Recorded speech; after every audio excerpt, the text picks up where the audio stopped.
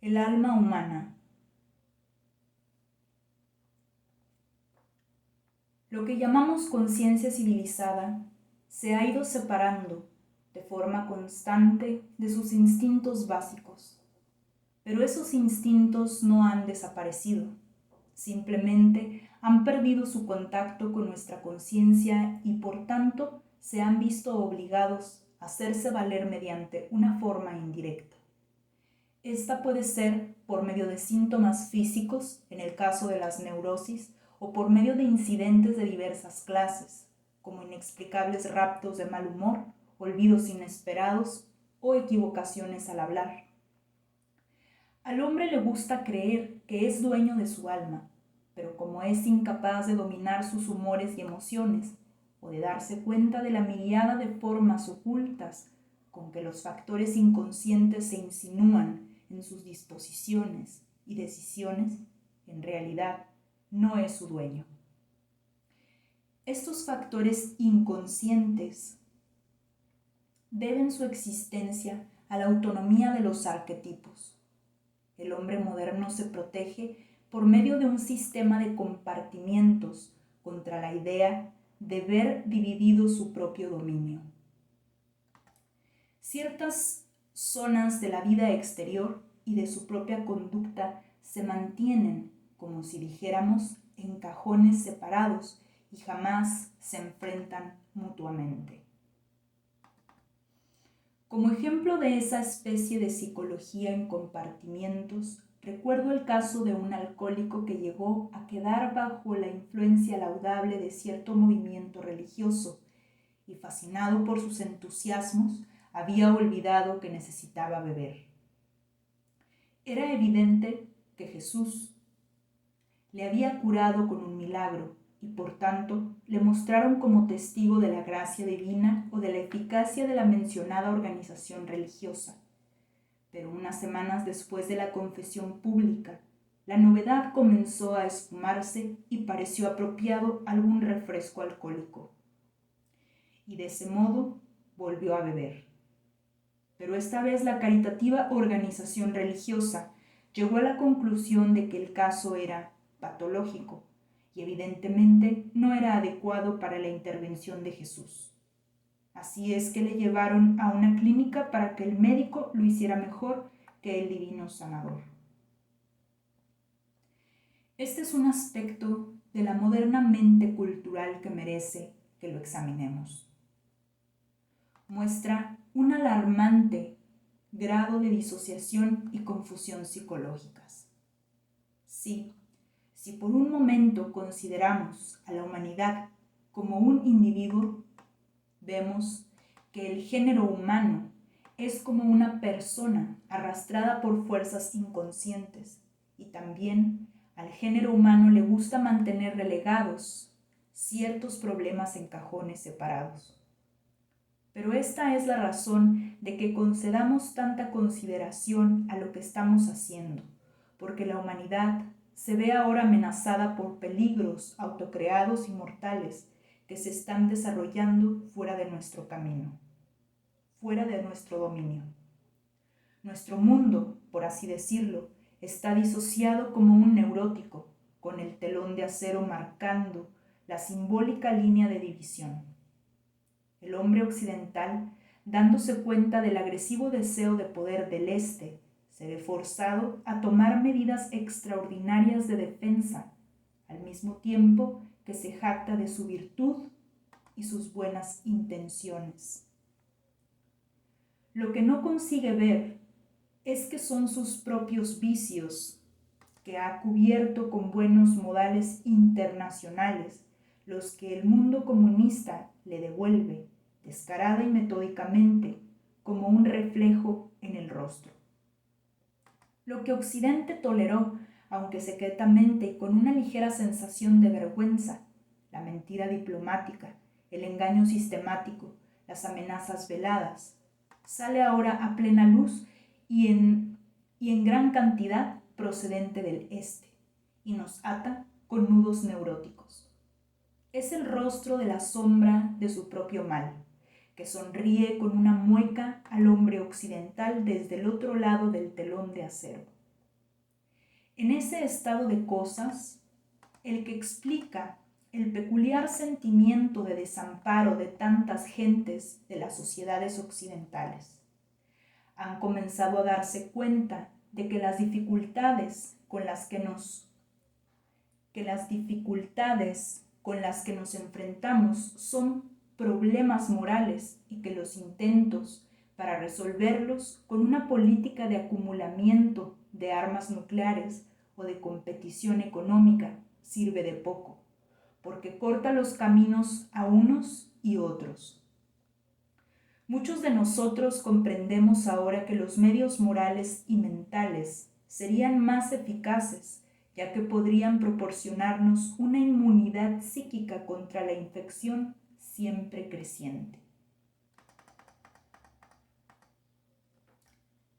Pero de todos esos intentos han demostrado su singular ineficacia y la seguirán teniendo mientras tratemos de convencer al mundo y a nosotros de que son solamente ellos, es decir, nuestros adversarios, quienes están equivocados. Sería mucho mejor para nosotros hacer intentos serios para reconocer nuestra propia sombra y sus hechos malvados. Si pudiéramos ver nuestra sombra, el lado oscuro de nuestra naturaleza, seríamos inmunes a toda infección moral y mental y a toda insinuación. Tal como están ahora las cosas, estamos expuestos a cualquier infección, porque en realidad estamos haciendo en la práctica las mismas cosas que ellos, solo que nosotros tenemos la desventaja adicional de que ni vemos ni deseamos comprender lo que estamos haciendo bajo la capa de los buenos modales. El mundo comunista, como puede observarse, tiene un gran mito al que llamamos ilusión, con la vana esperanza de que nuestro juicio superior lo haga desaparecer. Es el sueño arquetípico consagrado por el tiempo de una edad de oro o paraíso, donde todo se provee en abundancia a todo el mundo y un jefe grande, justo y sabio gobierna el jardín de infancia de la humanidad. Este poderoso arquetipo, en su forma infantil, se ha apoderado de ellos, pero jamás desaparecerá del mundo con la simple mirada de nuestro superior punto de vista. Incluso lo mantenemos con nuestro propio infantilismo porque nuestra civilización occidental también está aferrada por esa mitología. Inconscientemente acariciamos los mismos prejuicios, esperanzas y anhelos. También creemos en el estado feliz, la paz universal, la igualdad de los hombres y sus eternos derechos humanos, en la justicia, la verdad y no lo digamos en voz demasiado alta, en el reino de Dios en la tierra. La triste verdad es que la auténtica vida del hombre consiste en un complejo de oposiciones inexorables, día y noche, nacimiento y muerte, felicidad y desgracia, bueno y malo. Ni siquiera estamos seguros de que uno prevalecerá sobre el otro, de que el bien vencerá al mal o la alegría derrotará a la tristeza. La vida es un campo de batalla, siempre lo fue y siempre lo será. Y si no fuera así, la existencia llegaría a su fin. Fue precisamente este conflicto interior del hombre el que llevó a los primeros cristianos a creer y esperar un pronto fin de este mundo, o a los budistas a rechazar todo deseo y aspiración terrenales. Estas respuestas básicas serían francamente suicidas si no estuvieran ligadas con unas ideas mentales y morales muy peculiares y con prácticas que forman el volumen de ambas religiones y que hasta cierto punto modifican su negación radical del mundo.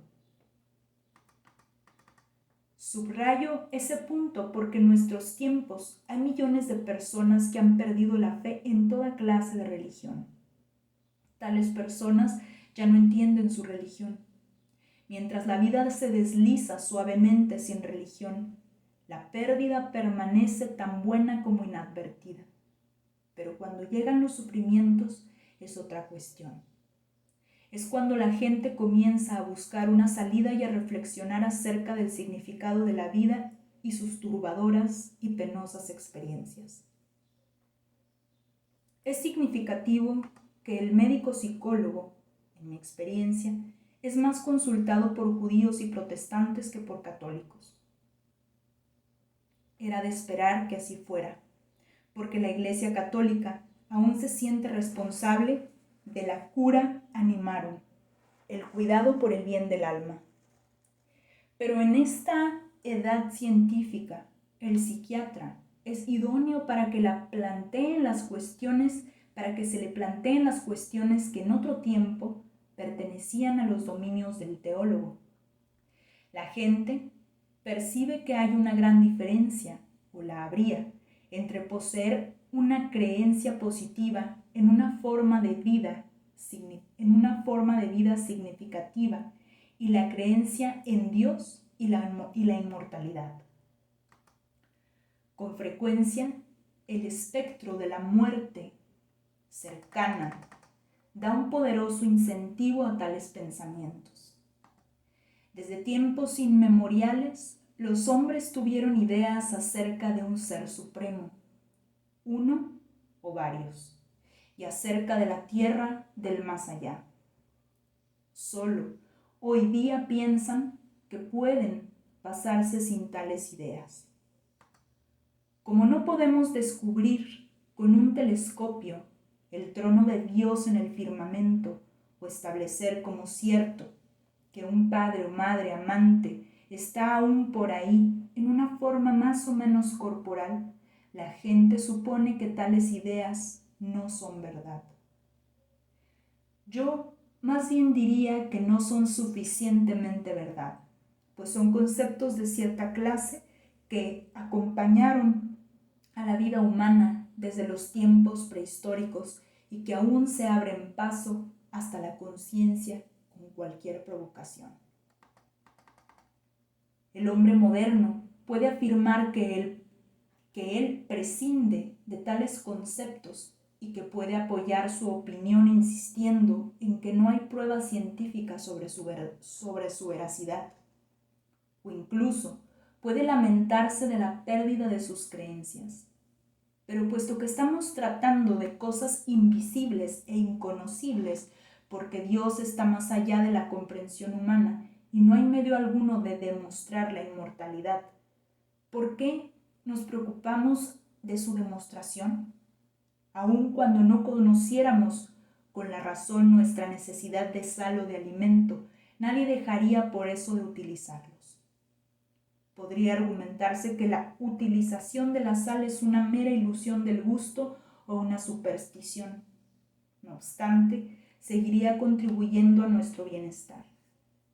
Entonces, ¿por qué nos privamos de ideas que demostrarían ser útiles en las crisis y darían sentido a nuestra existencia? ¿Y cómo sabemos que esas ideas no son verdad? Mucha gente estaría de acuerdo conmigo si yo afirmara de plano que tales ideas probablemente son ilusiones. De lo que no se dan cuenta es que la negación es tan imposible de demostrar como la afirmación de la creencia religiosa. Tenemos plena libertad para elegir qué punto de vista vamos a aceptar. En todo caso, será una declaración arbitraria. Sin embargo, hay una poderosa razón empírica en por qué habríamos de fomentar pensamientos que jamás pueden ser demostrados. Es que se sabe que son útiles. El hombre positivamente necesita ideas y convicciones generales que le den sentido a su vida y le permitan encontrar un lugar en el universo. Puede soportar las más increíbles penalidades cuando está convencido de que sirven para algo. Se siente aniquilado cuando, en el colmo de todas sus desgracias, tiene que admitir que está tomando parte en un cuento contado por un idiota. La misión de los símbolos religiosos es dar sentido a la vida del hombre. Los indios pueblos creen que son hijos del Padre Sol, y esta creencia dota a su vida con una perspectiva y una finalidad que va más allá de su limitada existencia. Les da amplio espacio para el desenvolvimiento de la personalidad y les permite una vida plena de verdaderas personas. Su situación es mucho más satisfactoria que la del hombre de nuestra civilización, que sabe que es y seguirá siendo nada más que un ser vencido, sin un sentido íntimo que darle a su vida. Una sensación de que la existencia tiene un significado más amplio es lo que eleva al hombre más allá del mero ganar y gastar.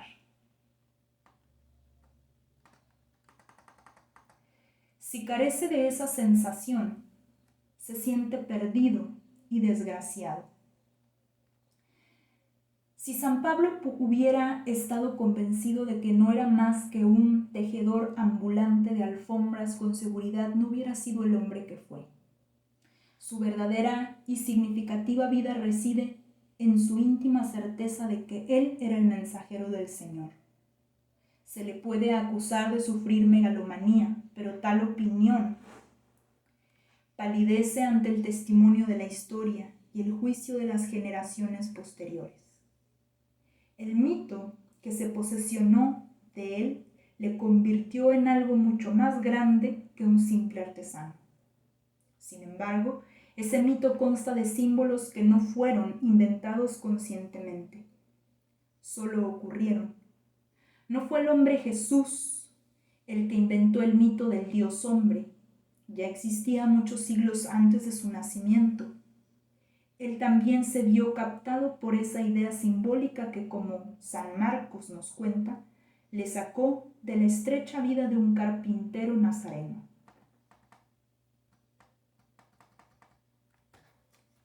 Los mitos se remontan a los primitivos narradores y sus sueños, a los hombres movidos por la excitación de sus fantasías. Esa gente no era muy distinta de la que generaciones posteriores llamaron poetas y filósofos. Los primitivos narradores no se preocupaban del origen de sus fantasías. Fue mucho tiempo después cuando la gente empezó a preguntarse de dónde procedía el relato. Sin embargo, hace muchos siglos, en lo que ahora llamamos Antigua Grecia, la mente humana estaba lo bastante adelantada para sospechar que las historias de los dioses no eran más que arcaicas tradiciones exageradas acerca de reyes y jefes hacía mucho tiempo enterrados. Los hombres ya adoptaban la opinión de que el mito era muy improbable que significara lo que decía. Por tanto, trataron de reducirlo a una forma comprensible en general. En tiempos más recientes hemos visto que ha ocurrido lo mismo con el simbolismo onírico. Nos dimos cuenta en los días en que la psicología estaba en su infancia que los sueños tenían cierta importancia. Pero al igual que los griegos se convencieron de que sus mitos eran puras elaboraciones de la historia racional o normal, así algunos de los precursores de la psicología llegaron a la conclusión de que los sueños no significaban lo que aparentaban. Las imágenes o símbolos que presentaban eran desechados como formas fantásticas en que se presentaban a la mente consciente los contenidos reprimidos de la psique. Así es que se dio por admitido que un sueño significaba algo que era distinto a su relato obvio. Ya expliqué mi desacuerdo con esa idea. Desacuerdo que me condujo a estudiar la forma y el contenido de los sueños. ¿Por qué habían de significar algo que era diferente a su contenido? ¿Hay algo en la naturaleza que no sea lo que es?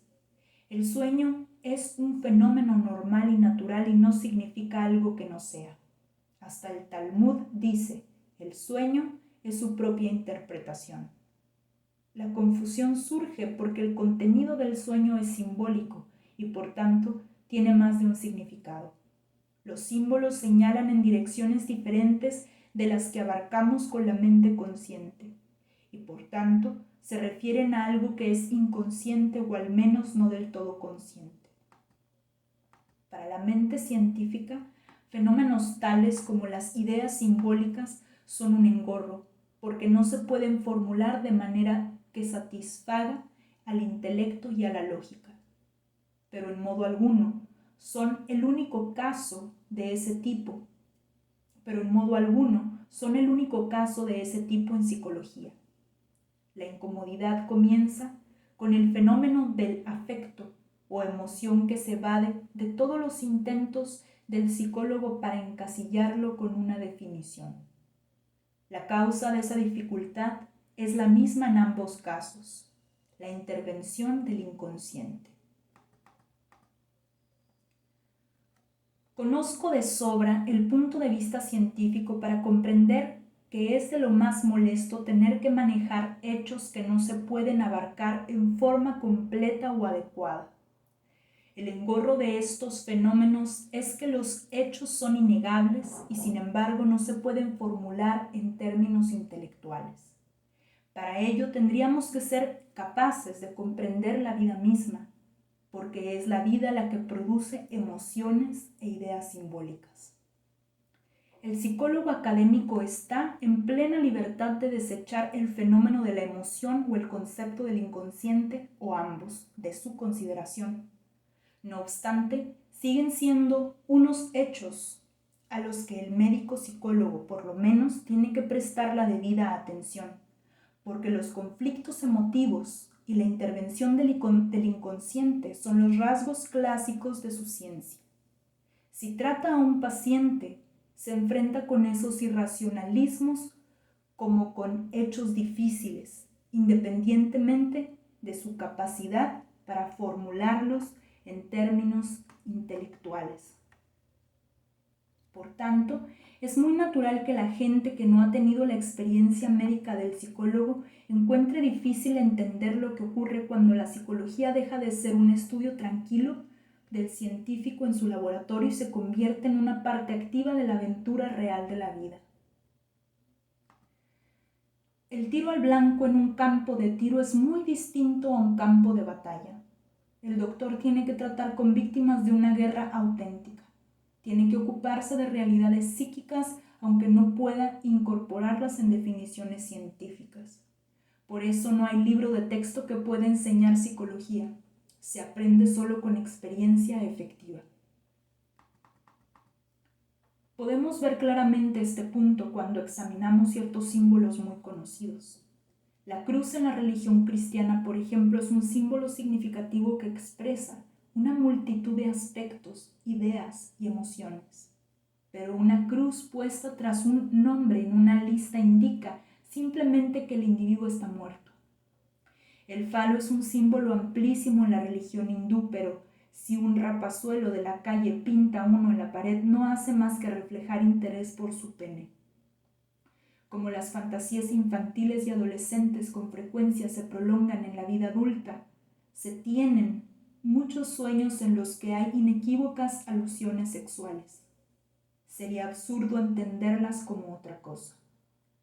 Pero cuando un electricista habla del macho y la hembra en un enchufe, sería ridículo suponer que se recrea reavivando las fantasías de la adolescencia.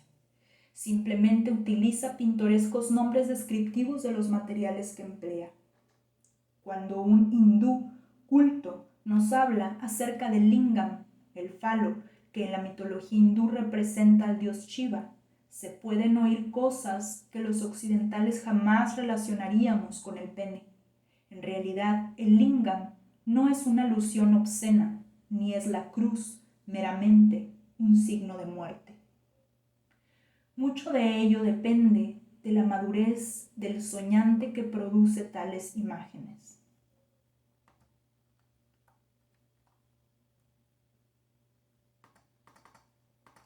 La interpretación de los sueños y de los símbolos requiere inteligencia. No puede transformarse en un sistema mecánico y luego engranarlo en cerebros sin imaginación. Requiere a la vez un creciente conocimiento de la individualidad del soñante y una creciente autovigilancia por parte del intérprete. Los que no tienen experiencia en este campo negarán que haya normas sencillas que puedan ser útiles, aunque han de aplicarse con prudencia e inteligencia. Se pueden seguir todas las buenas normas y no obstante empantanarse en el más terrible disparate solo por desdeñar un detalle sin importancia en apariencia, que una inteligencia mejor no hubiera dejado escapar. Incluso un hombre de gran inteligencia puede desviarse por falta de intuición o de sensibilidad. Cuando intentamos comprender los símbolos, no solo nos enfrentamos con el propio símbolo, sino que nos vemos frente a la totalidad de la producción individual de símbolos. Esto incluye el estudio de sus antecedentes culturales y en el proceso rellena muchos huecos con la cultura propia. He adoptado como norma considerar cada caso como una proposición completamente nueva acerca de la cual no debo saber ni siquiera el abecedario. Las respuestas rutinarias pueden ser prácticas y útiles mientras se está tratando la superficie, pero tan pronto como se está en contacto con los problemas vitales, es la propia vida la que manda, y aún las brillantes premisas teóricas se convierten en palabrería. Imaginación e intuición son vitales para nuestra comprensión, y aunque la opinión popular corriente es que son valiosas, principalmente para poetas y artistas que en cuestiones de juicio no serían de fiar. De hecho, son igualmente vitales en los escalones más elevados de la ciencia. Ahí desempeñan un papel cada vez más importante que suplementa el del intelecto racional y su aplicación a un problema específico. Incluso en física, la más estricta de todas las ciencias aplicadas depende en un grado asombroso de la intuición, que actúa a modo de inconsciente, aunque es posible demostrar después el proceso lógico que hubiera conducido al mismo resultado que la intuición. La intuición es casi indispensable en la interpretación de los símbolos y muchas veces puede asegurar que sean inmediatamente comprendidos por el soñante. Pero mientras esa sospecha casual puede ser subjetivamente convincente, también puede ser un tanto peligrosa.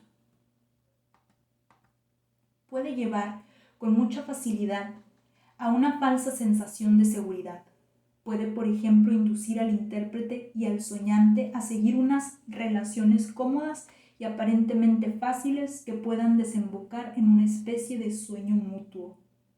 La base segura del verdadero conocimiento intelectual y de la comprensión moral se pierde si nos conformamos con la vaga satisfacción de haber comprendido por sospechas. Solo podemos explicar y saber si reducimos las intuiciones a un conocimiento exacto de los hechos y de sus conexiones lógicas. El investigador honrado tiene que admitir que no siempre puede hacer eso, pero no sería honrado no tenerlo siempre en cuenta. Incluso un científico es un ser humano. Por tanto, para él es natural, como para otros, aborrecer las cosas que no puede explicar. Es una ilusión común creer que lo que sabemos hoy día es todo lo que se puede llegar a saber. Nada es más vulnerable que la teoría científica, la cual es un intento efímero de explicar hechos y no una verdad eterna.